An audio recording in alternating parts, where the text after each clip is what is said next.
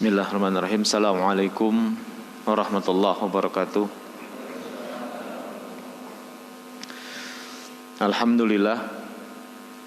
Alhamdulillahilladzi arsala rasulahu bil huda wa dinil haqq liyuzhirahu 'ala dini kullihi wa kafa billahi syahida. Asyhadu an la ilaha illallah wahdahu la syarikalah wa asyhadu anna Muhammadan abduhu wa rasuluhu la nabiyya ba'da. Allahumma salli ala Sayyidina Muhammadin wa ala alihi wa sahbihi ajma'in. Alhamdulillah, segala puji bagi Allah yang mana pada tanggal 22 Rajab ya, artinya sudah akhir di bulan Rajab, pekan terakhir, kita selalu berharap pada Allah sebagaimana yang dicontohkan para ulama kita dan juga baginda Rasulullah. Kalau baginda berdoa dengan Allahumma sallimni Ramadan wassallim Ramadan ali. Kalau yang diajarkan para ulama dan para sahabat, Allahumma barik lana fi Rajab wa Sa'ban wa balikna Ramadan. Kita minta keberkahan di bulan Rajab, keberkahan di bulan Sa'ban, dan sampaikan sampai bulan Ramadan. Dengan doa Allahumma barik lana fi Rajab wa Sa'ban wa balikna Ramadan ini memberikan petunjuk kepada kita bahwa ternyata orang-orang terdahulu kita menyiapkan Ramadan itu dari mulai bulan Rajab. Karena mengatakan Allahumma barik lana fi Rajab wa Sa'ban. Ya Allah, berkahi kami di bulan Rajab dan di bulan Sa'ban. Sehingga wajar orang-orang terdahulu itu Ramadannya sukses. La'alakum tattaqun. Nah, pekan hari ini, Sabtu pertama di bulan Maret ini, kita bahas tentang itu, persiapan Ramadan. Dengan harapan jamaah Masjid Al-Mujahadah Grand Sharon, saum nanti akan datang is the best, yang terbaik. Tapi berpulang kepada diri pribadi jamaah. Tinggal jamaah mau tidak memanfaatkan momentum Ramadan ini. Pertemuan terakhir di bulan Februari kita bahas tentang amalan-amalan soleh laksana debu yang berterbangan. Kalau masih ingat, kalau nyatet gitu. Dalilnya adalah surat Az-Zumar ayat 47, walau anna lil ladzina dzalamu ma fil ardi jami'an wa mislahu ma'ahu laftadaw bihi min su'il adzabi yaumal qiyamah wa badalahum minallahi ma lam yakunu yahtasibun. Kalau kita baca ayat ini jamaah, terkesan ayat ini untuk orang zalim. Betul, memang Allah berfirman untuk orang zalim. Walau anna ladzina zalamu, jikalau sekiranya orang-orang zalim itu, kata Allah, zalamu ma fil ardi jami'an, memiliki bumi dengan segala isinya. Dari situ aja udah nggak mungkin orang zalim memiliki bumi dengan segala isinya jami'an, seluruhnya. Kalaupun orang zalim memiliki, pasti saling menjatuhkan, saling berebut. Begitulah. Karena pada dasarnya orang zalim itu qulubum syatta, hatinya terpecah. Mereka hanya memikirkan diri sendiri. Ditambah lagi wa mislahu mahu, ditambah satu kali bumi berikutnya, dua kali bumi, ya makin gak mungkin lah. Ini gaya bahasa Allah ya. Katakanlah sekalau sekiranya kan begitu, dia memiliki bumi dengan segala isinya. Artinya tujuan hidup dia adalah dunia, tujuan hidup adalah harta, tujuan hidup adalah bagaimana dia menguasai dunia dengan segala isinya dengan cara yang zalim, menipu, berbuat curang. Yang hari ini masih kita saksikan kezaliman di mana-mana begitu.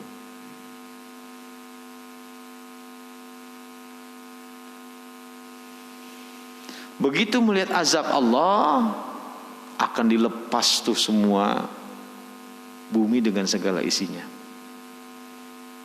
Dia mendapatkan dengan cara zolim, mendapatkan dengan capeknya luar biasa. Begitu melihat azab Allah, dilepaskan, agar tidak disiksa oleh Allah, agar tidak diazab oleh Allah.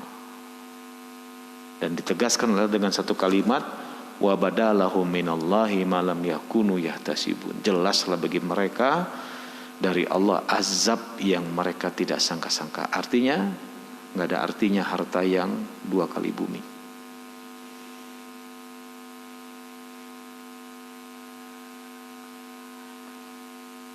Imam Ibnu Rajab menafsirkan ayat ini, menyampaikan ini juga penting buat orang-orang yang beramal. Boleh jadi amalan kita tidak mengantarkan kita, tidak membebaskan kita dari azab Allah. Walaupun Allah menyatakan dalam satu firman, orang akan dibalas dengan balasan terbaik di akhirat, maksudnya surga, tidak ke neraka, bima kanu ya'malun, disebabkan amalan mereka. Jadi amalan kita bisa membebaskan kita dari azab, bukan harta, amalan. Nah, cuman amalan di dalamnya bisa menggunakan harta dengan sodakoh. Makanya ada pintu surga namanya pintu sodakoh. Ini penting buat kita jemaah. Satu hal lagi, orang yang sukses itu syaratnya 2 kata Allah SWT. Orang yang sukses itu, yaitu dijauhkan dari api neraka, dimasukkan ke surga. 2 ini harus. Masuk surga aja belum dikatakan sukses. Karena apa? Ada orang yang masuk surga mampir dulu ke dalam neraka untuk melunasi semua dosa-dosanya, baru masuk surga. Makanya Allah katakan, wa man zuhziha 'anin nar, siapa yang dijauhkan dari api neraka, wa udkhilal jannah, dimasukkan ke dalam surga, faqad faz, itulah orang yang menang.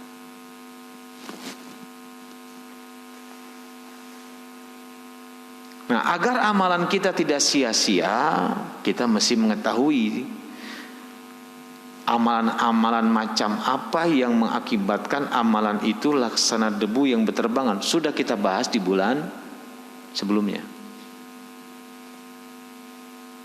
Ini hanya mengulang sedikit sebelum masuk ke dalam pembahasan kita hari ini.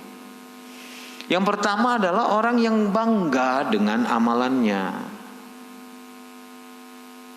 Maka saya ingatkan kepada jamaah, ketika kita sudah berbuat ibadah, yang dimaksud dengan ikhlas itu sudah selesai, nggak perlu diungkit-ungkit lagi. Apalagi kita ceritakan ke orang lain.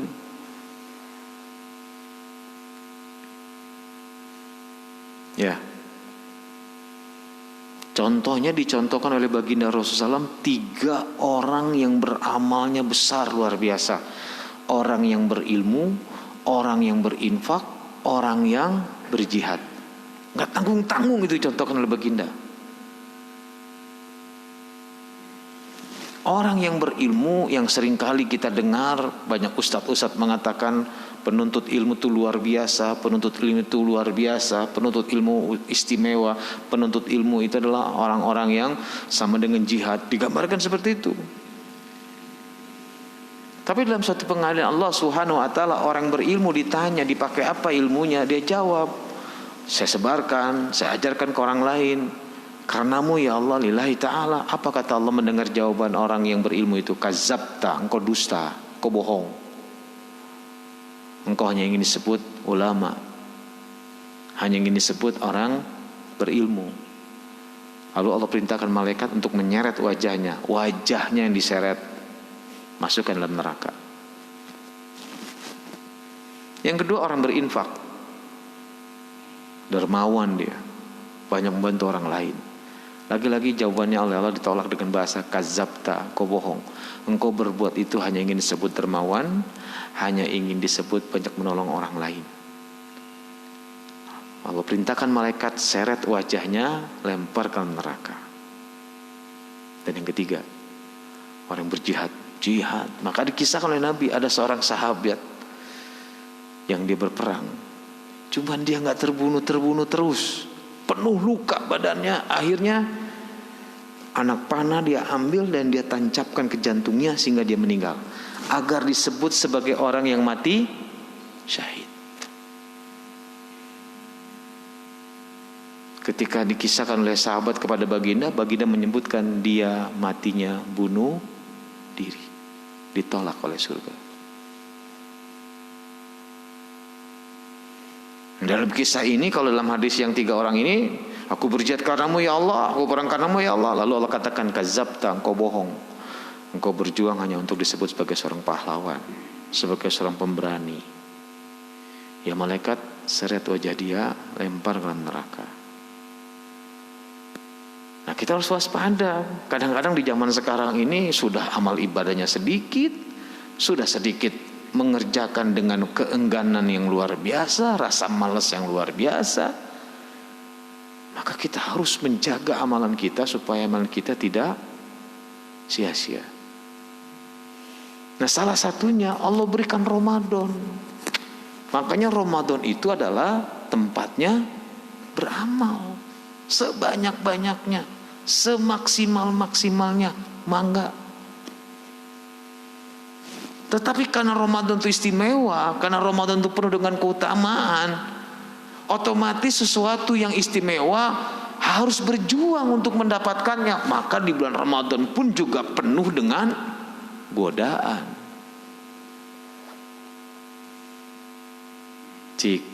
Secara umum orang lebih banyak berzikir di masjid atau menamatkan Quran selama Ramadan berapa kali, atau lebih senang bisnis? Mana yang dikerjakan banyak orang?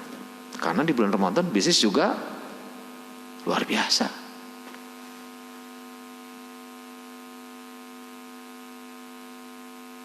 Boleh nggak? Oh, silakan, kan pilihan. Makanya persiapan kita, ayo kita matangkan dari mulai bulan Rajab. Ternyata keutamaan bulan Rajab adalah satu, dilipat gandakan pahala. Agar apa? Agar kita juga banyak-banyak di bulan Rajab ibadah, sehingga masuk Ramadan sudah yang terbaik ibadah kita, begitu loh.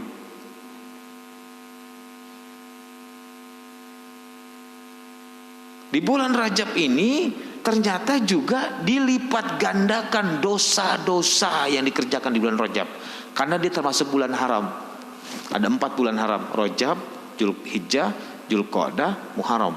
Ada 4. Yang salah satu keistimewaan Rajab itu dilipat gandakan pahala, juga dilipat gandakan dosa-dosa yang dikerjakan bulan, terutama hari Senin, hari Kamis. Karena bulan Rajab itu bulan diangkatnya amal, dihitungnya amal.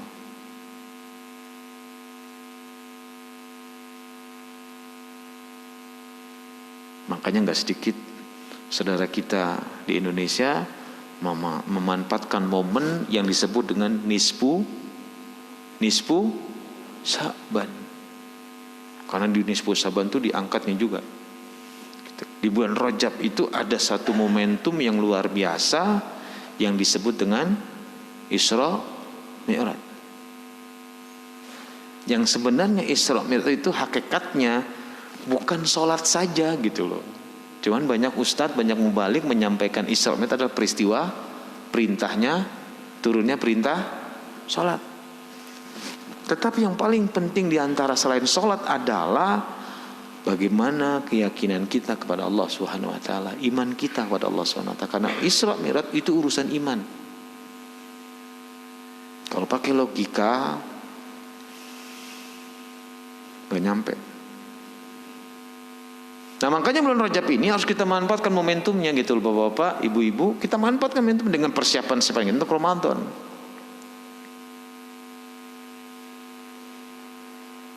Makanya hadisnya man soma Ramadana imanan wahtisaban. Nah, makna ihtisaban itu adalah makna ihtisaban itu adalah apa? Membuat hitungan. Makanya doa baginda, Allahumma sallimni Ramadan wassallim Ramadana li. Maknanya berdua nih. Ya Allah, selamatkan aku dengan Ramadan. Allahumma salimni Ramadan. Artinya sampaikan usiaku sampai bulan Ramadan. Pertemukan aku dengan Ramadan. Karena Ramadan itu luar biasa. Yang kedua, wassalim Ramadana li, dan selamatkan Ramadan untukku. Artinya agar Ramadan itu betul-betul kita manfaatkan semaksimal mungkin dengan banyak-banyak amalan. Gitu jamaah. Tapi kenyataan kan gak gitu. Ramadan dipakai untuk hal-hal yang kadang-kadang tidak terlalu urgen.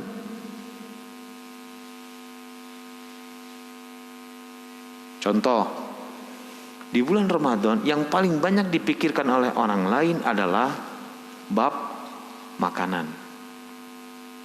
Betul? Yang tidak ada menjadi ada. Yang tidak ada ada-adakan.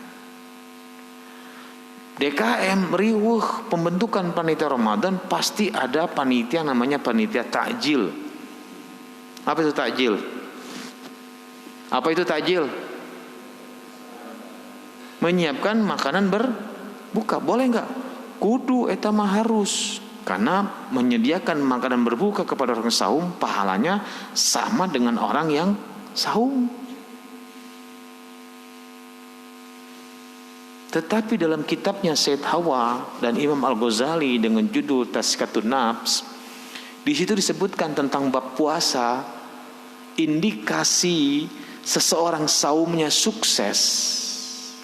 Indikasi seorang saumnya sukses salah satunya adalah menyedikitkan makanan saat berbuka puasa. Di kita menyedikitkan atau nambah? Tuh. Makanya saya ngomong ke istri, ke Umi, Mi, sudahlah saum gak usah bikin takjil. Terus kita bukanya pakai apa? Babari Umi, depan rumah masjid, ke masjid wae. Sagala ayah di masjid gitu. Susurian merakun gitu. Karena memang orang berlomba-lomba untuk mendapatkan pahala orang yang berbuka gitu loh. Gitu. Nah kita untuk yang di rumah gak usah terjebak dengan apa yang disebut dengan mensyukuri saum kita sukses dengan cara dahareun. Karena emang di Indonesia yang namanya syukuran itu identik dengan apa? Tuh. Iraha syukuran anak. Maksudnya apa sak coba? Iraha makan-makanan. Padahal syukur itu adalah menggunakan nikmat yang Allah berikan untuk meningkatkan ketaatan. Itu syukur. Sebagaimana doa Nabi Sulaiman, an ashkura ni'mataka allati an'amta alayya wa ala walidayya wa an a'mala. Tuh lihat, tarodohu, ya Allah tambahkan kekuatanku, tambahkan ilmuku agar aku bisa bersyukur atas nikmat yang kau berikan kepadaku dan kepada kedua orang tuaku. Untuk apa bentuk syukurnya? Agar bertambah amalan yang kau ridhoi ya Allah, amalanku ketaatan. Jadi syukurnya Ramadan adalah ayo tingkatkan amalan, bukan memperbanyak dahareun.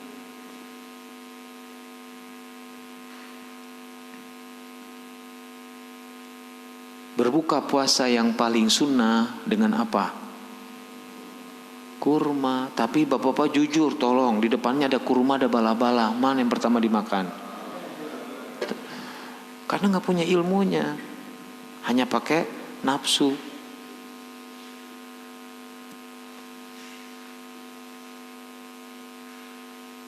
Nah, langkah apa yang harus kita siapkan selama bulan Rajab? Yang pertama adalah persiapan ilmu. Ilmu apa? Ilmu saum, ilmu Ramadan. Kita mesti mempelajari tingkatan-tingkatan saum. Kita mesti belajar bagaimana saum yang sukses, bagaimana saum baginda, bagaimana saum para sahabat, bagaimana saum para ulama. Mulai baca bukunya. Apalagi dengan internet, ya elah gampang ke Google.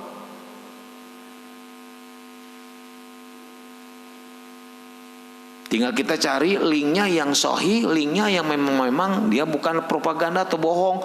Klik, keluar semua itu.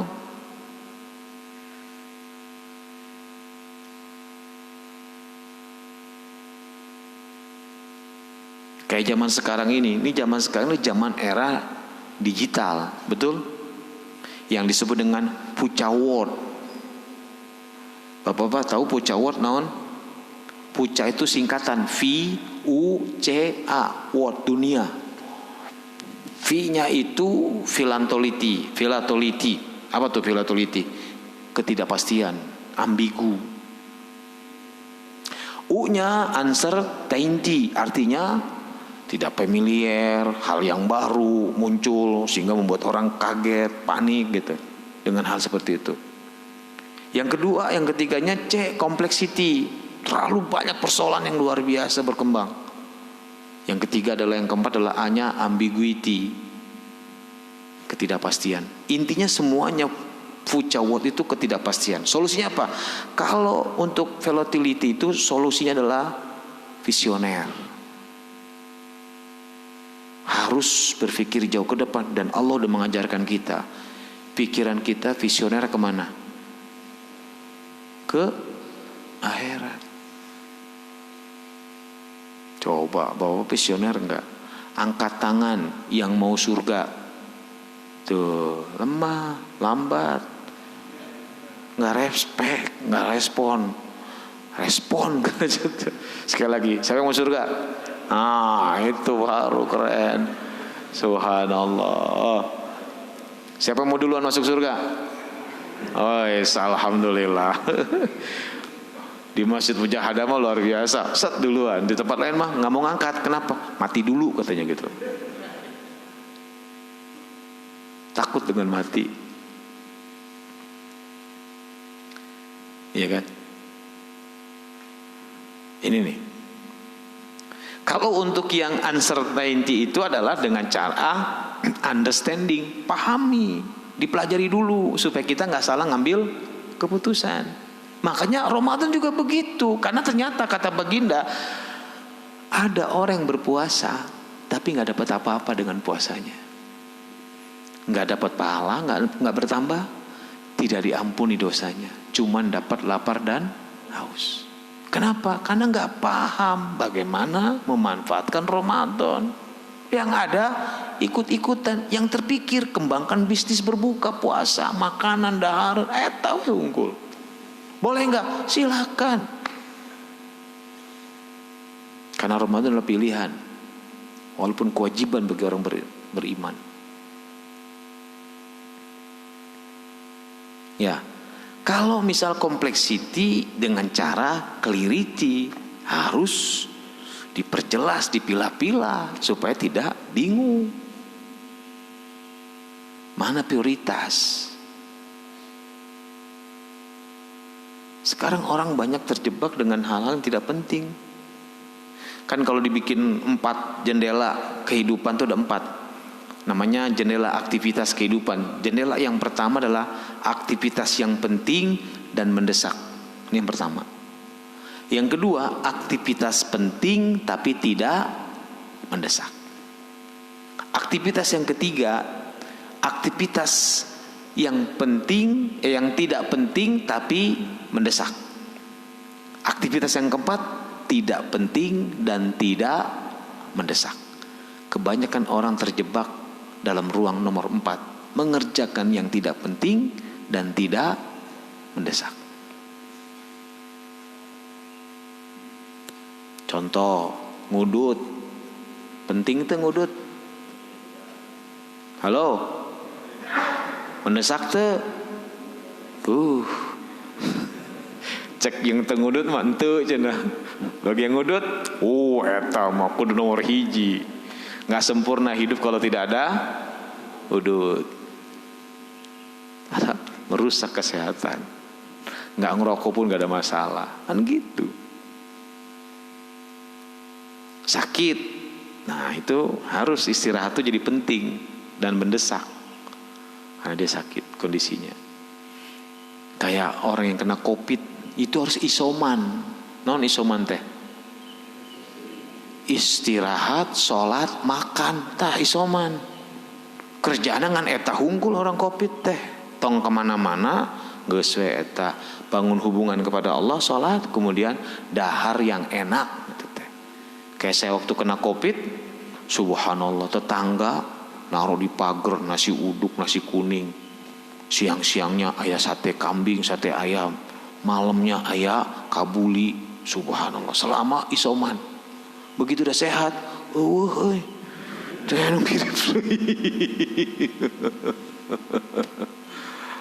jadi teh cepet daya tahan tubuh tuh cukup bagus gitu, terutama buah-buahan sama madu gitu. Itu ya harus punya ilmunya kita, persiapan iman biar nggak tertipu. Nah kalau ambiguity dengan cara apa? Ambiguity dengan cara apa? Kalau tadi visioner, understanding, kemudian clarity, dengan agility, ketangguhan, sehingga dia nggak bingung. Bahasa Inggrisnya apa sih? Agile, tak gitu. Yang sekarang lagi disebut-sebutkan agile. Apa tuh agile teh? Ketangguhan. Kalau kata orang Betawi, agile lu, tah gitu tuh. Tulisan agile gimana? Tulisan agile. A-G-I-L-E. Tuh, orang Betawi baca gimana? Gile. Dan itu bukan caci maki ya. Orang Betawi ngomong ke temannya gile lu, itu bukan caci maki, tapi pujian. Gile lu hebat. Nah, itu tuh orang Betawi itu. Jadi jangan salah sangka. Kalau orang Betawi ngomongnya seperti kayak kasar tuh sebenarnya bukan pujian, itu bahasa Betawi.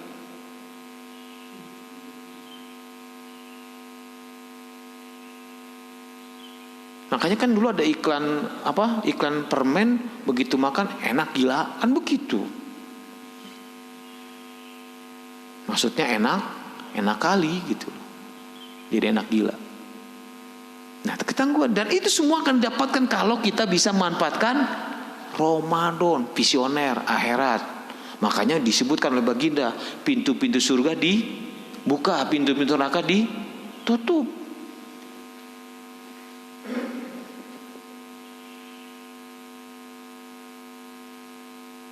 Gitu.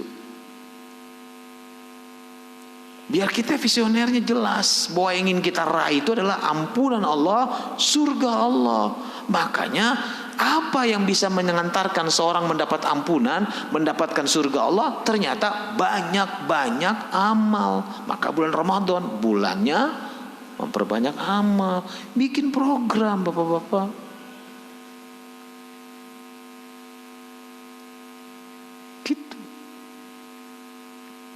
Makanya persiapan ilmu. Saum itu ada 3. Saumul am, yaitu saum yang tidak dapat apa-apa kecuali lapar dan haus. Saumnya selesai, tamat, dan tidak dapat apa-apa.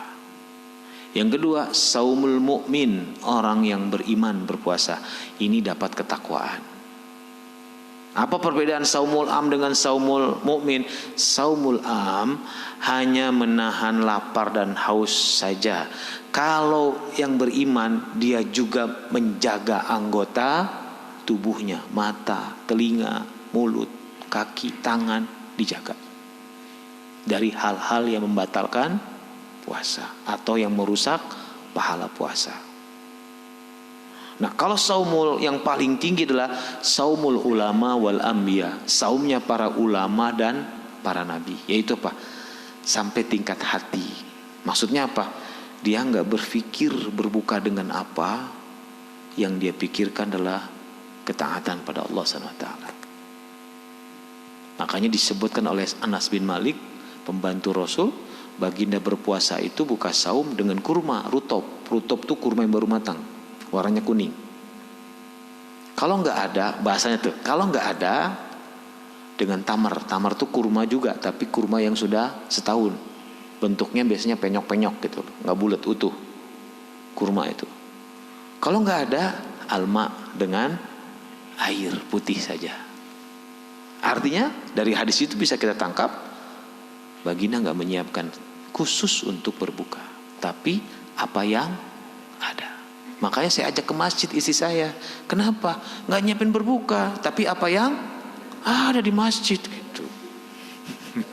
Segala ayat. Gitu.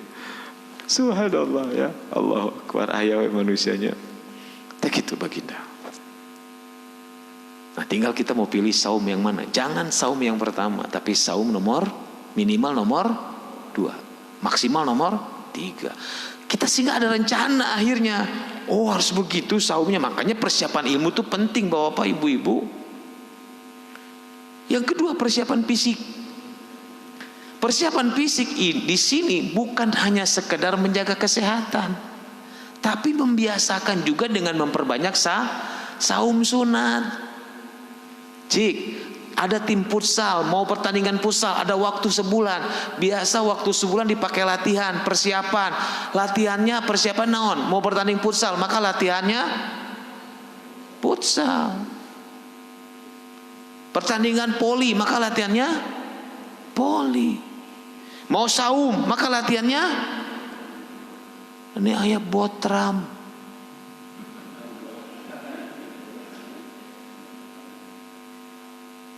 Atau kalau nggak botram, istilah orang tua mah munggahan. Berapa kali saya diundang oleh instansi pemerintah, Pak Ustadz ngisi persiapan Ramadan pengajian. Nanti kita makan siang, mewah pisan makan siang. Kenapa? Munggahan. Makanya wajar hari pertama saum pada nggak siap mental perutnya. Kenapa? Nggak dipersiapkan. Makanya di bulan Syaban, sunnah baginda apa di bulan Syaban? Memperbanyak saum. Bahkan baginda 1 bulan penuh di bulan Syaban saum. Ya silu Ramadan, dilanjutkan dengan Ramadan. Kata Siti Aisyah, aku belum pernah melihat baginda berpuasa sunat sebanyak ini kecuali di bulan Syaban.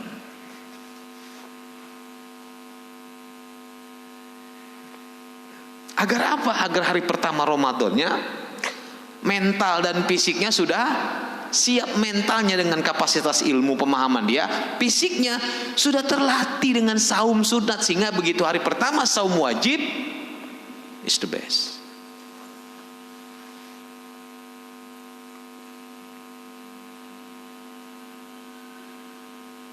Sudah 2. Persiapan yang terakhir, yang ketiga adalah persiapan program. Mau ngapain kita dengan Ramadan? Bikin planning, bikin rencana.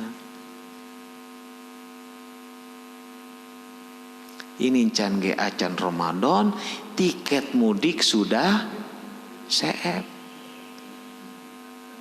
Encan acan Ramadan sudah membuat planning untuk pulang kampung.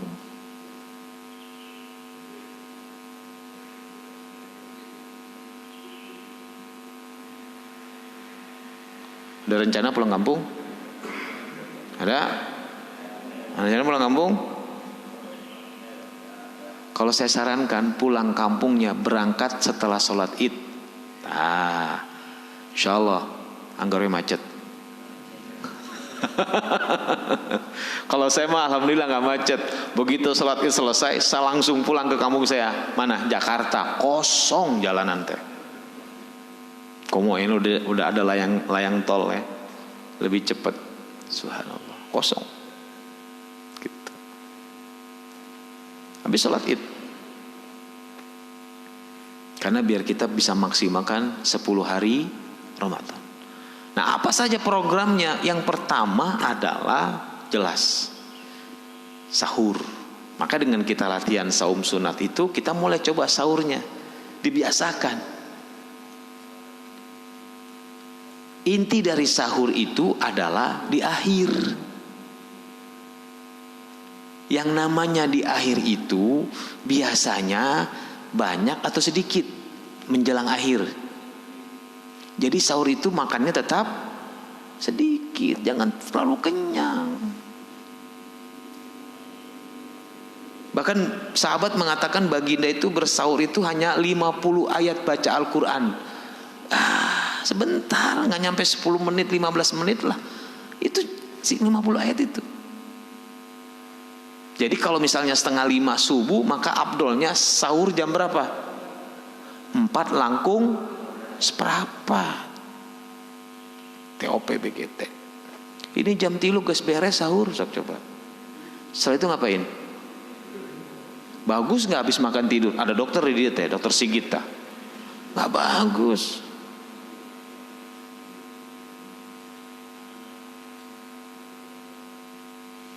Nah, kalau sahur diakhirkan sunnahnya, kalau buka puasa di awal kan tekenging can azan atuh disegerakan, disegerakan. Yang namanya segera banyak atau sedikit? Halo, assalamualaikum. Rusuhan cepat atau lambat yang namanya rusuhan?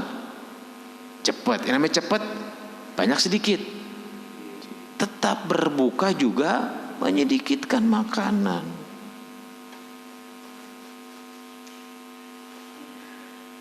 Oke Pak ya, mulai Ramadan tahun ini di rumah cukup 2 menu saja. Setuju? Apa 2 menu? Air dengan kurma. Setuju? Setuju? Karena ibu-ibu kumah bapak-bapak. Pak, oke? Tuh lihat tuh, mulai tuh berbisik tuh, sok pek mangga pek lah. Kenapa kurma? Berdasarkan ayat Allah. Qul in kuntum tuhibbunallah fattabi'uni yuhibbukumullah wa yaghfir lakum dzunubakum. Jika engkau mencintai Allah, ikuti aku, kata baginda, maka Allah akan mencintaimu. Allah akan mengampuni dosa-dosamu. Mau gak kita dosa kita diampuni? Caranya sederhana, ikuti baginda. Sekarang baginda berbuka dengan apa? Kurma. Jadi kalau bapak-bapak ibu berbuka dengan kurma, melaksanakan sunnah Rasul, ampunan. Oke? 2 menu, setuju? Yang lain kumang kewe. Maka lagi saya katakan doa baginda, Allahumma salimni Ramadan wassalim Ramadan li. Ya Allah, selamatkan aku sampai Ramadan dan selamatkan Ramadan untukku. Maka pilihan, walaupun dia kewajiban secara perintah wajib untuk saum, tetapi isi Ramadannya pilihan. Rek diisi rek henteu mangga, tapi saum kudu gitu teh. Yang berikutnya tarawih, program Ramadan. Dibiasakan di bulan Rajab Saban qiyamul lail, karena Ramadan itu waktunya berharga, detik-detiknya berharga. Artinya sholat lebih lama itu lebih afdol. Yang sholat bacaan yang gak boleh panjang, sholat apa? Halo? Sholat fardu, kecuali subuh. Yang bacaannya panjang baginda sampai bersurat-surat, sholat apa? Sholat malam. Tarawih adalah sholat. Makanya bahasa Arab tarawih itu santai. Yang namanya santai, cepat atau lambat? Yang namanya lambat, lama atau cepat? Jadi tarawih sama dengan lama. Di sini udah tamat gak selama Ramadan 30 juz? Tarawih tamat ya? Alhamdulillah. Sekarang minta ke imam 2 kali tamat selama Ramadan. Oke? Oke. Begitu imamnya assalamualaikum warahmatullahi wabarakatuh, assalamualaikum, balik badan, oh kabeh jamaahna teh. Karena kelamaan. Mangga itu mah pilihan. Ya, makanya saya lebih cenderung kalau sholat taraweh lebih suka sendiri di rumah. Biar apa? Biar bisa baca Quran. Gitu. Makanya pakai handphone. Kalau lampu di pareman moal poek, aya lampunya nyala di handphone. Tapi jangan dipoto selfie lagi sholat pakai handphone, ningali lagi sholat malah update status, bayangin. Padahal keur ngaos teh. Nenaunan eta teh. Pak, Bu, puntennya jangankan yang aib, yang baik-baik aja enggak semuanya harus kita publikasikan. Nanti jatuhnya kita kena ria. Enggak Pak Ustadz, saya maksudnya buat berdakwah. Begitu dia muji, subhanallah, hebat oi, langsung ini ngambung tabung ata. Enggak ada yang tahu hati orang. Karena enggak semua kebaikan bisa kita ceritakan. Contoh, saya nanya ke bapak-bapak, jima, tahu jima? Halo, tahu jima? Hubungan suami istri, nikmat enggak? Assalamualaikum, ini cempek gitu nikmat tuh, nikmat. Boleh cerita ke orang lain? Boleh. Allah murka, Rasul nggak suka. Pada kenikmatan, nggak boleh diceritakan. Contoh Nabi Yusuf alaihissalam ketika mimpi bulan, bintang, matahari sujud kepadanya. Sajidin, li sajidin, sujud kepadaku. Apa kata bapaknya? Ya Yusuf, jangan kau ceritakan mimpimu itu kepada saudaramu. Nggak boleh dipublikasikan. Kenapa? Karena nggak semua saudaranya hatinya bersih. Banyak yang nggak suka. Makanya saya berharap mulai hari ini jamaah Masjid Mujahadah tidak lagi share-share walaupun untuk kebaikan sekalipun di publik, di sosmed. Apalagi yang nggak baik. Ya Allah, hidup kieu-kieu teuing geuning. Itu yang dicurhatkan itu bukan kesulitan hidup. Yang dia curhatkan ke publik itu adalah nggak suka dengan keputusan Allah ketika Allah memberikan ujian.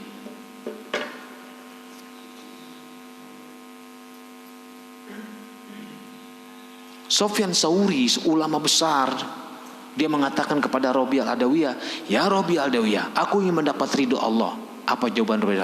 Bagaimana engkau mungkin akan mendapat ridhonya sementara engkau tidak ridho kepada Allah? Kaget, seorang ulama besar Sofyan Sauri dibilang tidak ridho kepada Allah. Dijelaskan kepada dia, ridho itu satu, ketika engkau mendapat kenikmatan kau bahagia, dan ketika engkau mendapat sesuatu yang tidak suka engkau tetap bahagia, itu namanya ridho. Bentuknya apa? Dengan kenikmatan bersyukur, dengan ketidaksukaan dengan bersabar. Yang namanya sabar gak usah ceritakan ke sembarang orang kesulitannya, cukup kepada orang tertentu yang memang bisa memberikan solusi. Tuh. Contoh, dulu ingat gak kasus seorang istri yang curhat suaminya gak pulang-pulang 12 hari di Facebook. Ternyata suaminya bulan madu sama istri keduanya. Apa yang terjadi setelah ketahuan? Caci maki semua kepada suaminya. Akibatnya apa? Usaha suaminya bangkrut.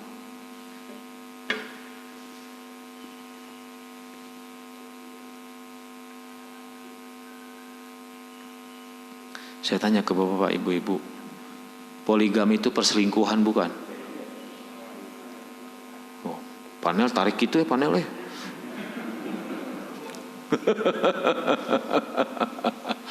Bukan. Kalau berzina itu baru perselingkuhan. Poligami dibolehkan oleh Allah SWT. Dia bukan perselingkuhan. Ya, nah ini kadang-kadang tidak berdasarkan ilmu begitu. Diserang, akhirnya masalah besar.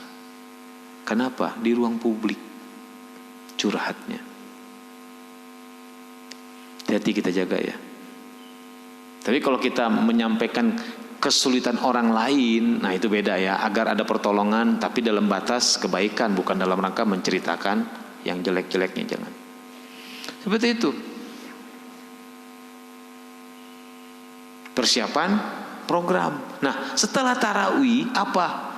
Tilawatil Quran. Momentum Rajab, perbanyak baca Quran karena memang dilipat gandakan pahala. Sehingga Ramadan is the best. Ini ibu-ibu bangga. Berapa kali tamat Ramadan? 1 kali. Ternyata tadarusan gitu loh. Keroyokan. Tapi jangan pernah bersedih hati kalau nggak tamat. Yang penting masih maksimalkan baca Quran di bulan Ramadan. Masalah tamat tidak tamat itu urusan Allah nanti rahmatnya. Ya. Setelah tarawih kemudian tilawatil Quran, berzikir. Zikrullah diperbanyak mulai dari hari ini, terutama istighfar. Doa yang paling Allah suka di bulan Ramadan doa apa? Allahumma innaka afuun tuhibbul afwa fa'fu anni. Itu doa minta ampun. Karena bulan Ramadan bulan maghfirah, bulan ampunan.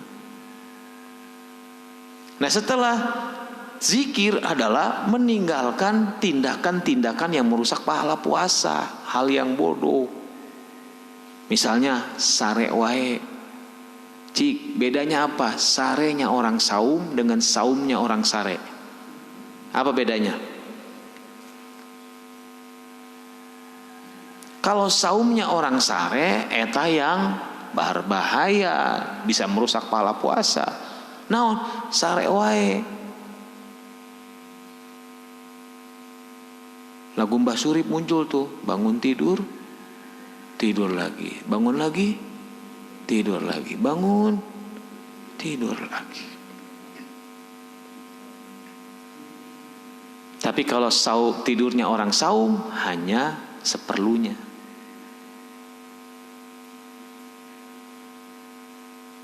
Kemudian habis zikir, habis meninggalkan yang tidak bodoh, ya, yang terakhir adalah yang disebut dengan itikaf. Di dalam itikaf ada satu malam yang akan kita gapai, malam Lailatul Qadar. Dipersiapkan dari sekarang. Jauh-jauh dari imah ke masjid bawa selimut jeung bantal, eta mah pindah sare hungkul. Iyahul lail, hidupkan malam dengan cara banyak ketaatan di malam itu, karena dia lebih baik daripada 1000 bulan. Setelah itu rahmat Allah akan turun kepada bapak-bapak dengan bahasa tattaqun. Bapak-bapak menjadi orang yang bertakwa insyaallah.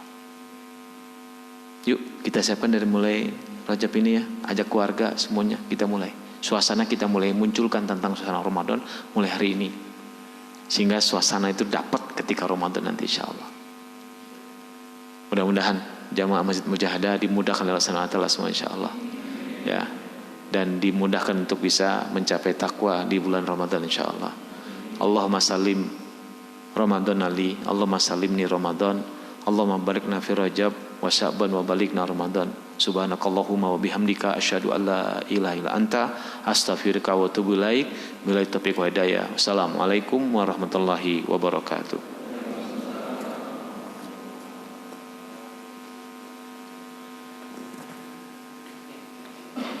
Ditampi Pak ya.